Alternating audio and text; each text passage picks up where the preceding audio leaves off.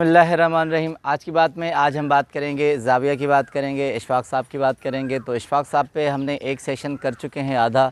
तो उनका टाइटल था इंसान अपनी ख्वाहिश की राह में ख़ुद ही रुकावट होता है। तो आज उसका दूसरा पार्ट जो रह गया था उसको पूरा करेंगे। तो इशफाक साहब एक कोटेशन कहते हैं कि इंसान पर जब परेशानियाँ आती हैं तो वो रास्ता बदल लेता है, मंजिल बदल लेता है, दोस्त बदल लेता है, लिबास बदल लेता है, घर बदल लेता है, मगर अफसोस वो ख़ुद को नहीं बदलता।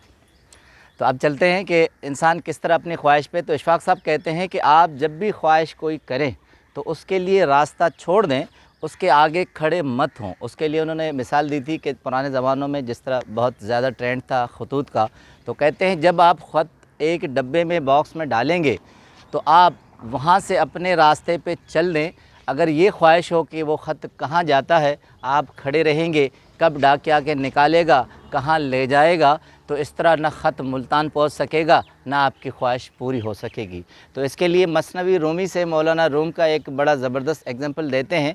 कहते हैं कि मसनवी रूम में मौलाना रूम फरमाते हैं, कहते हैं एक अजीब सा और ख्वाहिश पर एक ज़बरदस्त वाक़या है।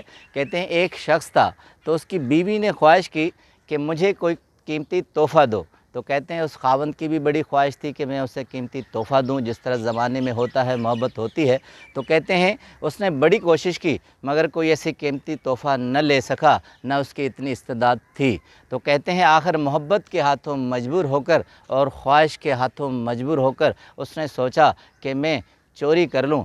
शॉर्टकट उसने ढूंढ लिया, तो वो चीज़ जो मुझे मिलेगी वो बेचकर मैं कीमती तोहफ़ा बीवी को दूंगा। तो कहते हैं कि एक मकान में पिछले बड़े रोशनदान होते थे, तो पिछले रास्ते से रात को एक रोशनदान से जैसे ही उसने अपना चेहरा अंदर घुसाया कि मैं उस तरफ निकलूं, तो कहते हैं रोशनदान देखने में तो बड़ा खूबसूरत और मज़बूत था, मगर जैसे ही वो वहाँ से टपकने लगा तो रोशनदान पूरा गिरकर उसके साथ नीचे आ लिया।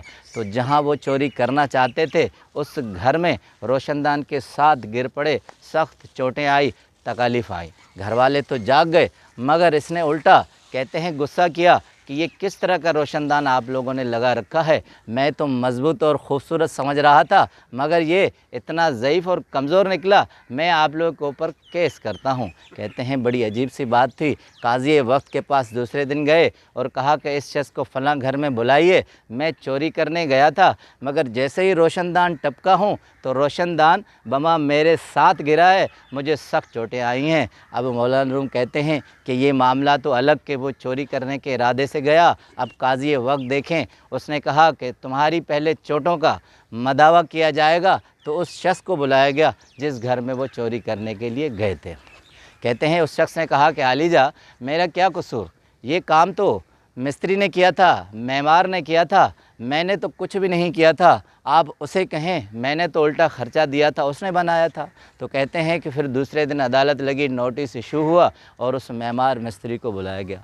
उसने कहा मैंने तो बड़ी मजबूती के साथ लगाया था, अब ये लकड़ी का कसूर होगा, लकड़ी ख़राब होगी तो मैं क्या कर सकता हूँ। कहते हैं फिर दूसरे दिन उस लकड़ी वाले को बुलाया गया। उसने कहा लकड़ी तो मेरी बहुत मज़बूत थी, मगर ये बड़े कारपेंटर का काम है, उसने जो रोशनदान का फ्रेम बनाया था वो कमज़ोर होगा, इसलिए टूट गया। अब कहते हैं फिर उससे नोटिस इशू हुआ और वो कारपेंटर गया। फिर तय ये हुआ कि जो फ्रेम बिल्कुल फिक्स करता है मिस्त्री के अलावा जो उनका इंजीनियर होता है, तो उसने फ़ाइनल किया था। अब न कारपेंटर का दोष है, न किसी और का कसूर है, न मेमार का। अब इंजीनियर को बुलाया गया, दूसरे दिन अदालत लदी।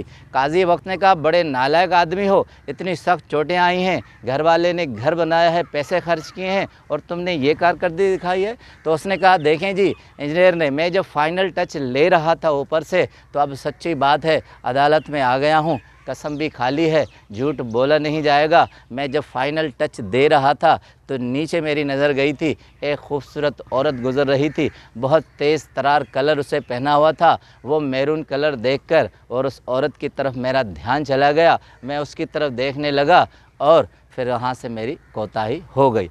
अब काजी वक्त ने कहा कि ये गलती फिर उस औरत की वजह से हुई है, उसको नोटिस दिया जाएगा। शहर छोटा था, मालूम किया गया कि स्याह रंग किसने फ़लाँ दिन के पहना था। तो कहते हैं उस तरह की जो अल्फाज इस्तेमाल किए हैं, इशफाक साहब कहते हैं छमक चलो औरत, سارے شہر میں پہچانی جاتی ہے، تو اسے بلایا گیا۔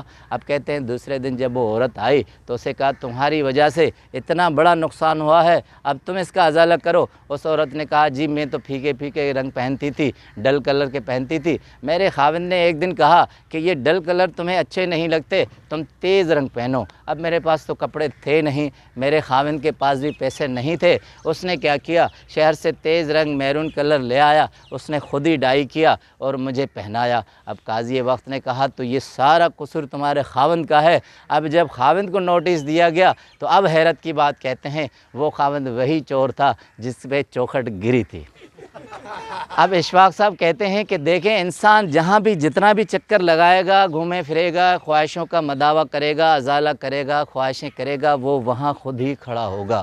تو مولانا صاحب یہ سمجھانے کی کوشش کر رہے ہیں کہ انسان جتنی بھی خواہشیں کرتا ہے اس کے سامنے گھوم پھر کر وہ خود ہی کھڑا ہوتا ہے، اس کی راہ میں خود ہی کھڑا ہوتا ہے۔ کہتے ہیں کہ دنیا چاہے جتنی بھی بڑی ہو مگر آپ کی خواہش کی حد بہت چھوٹی ہوتی ہے۔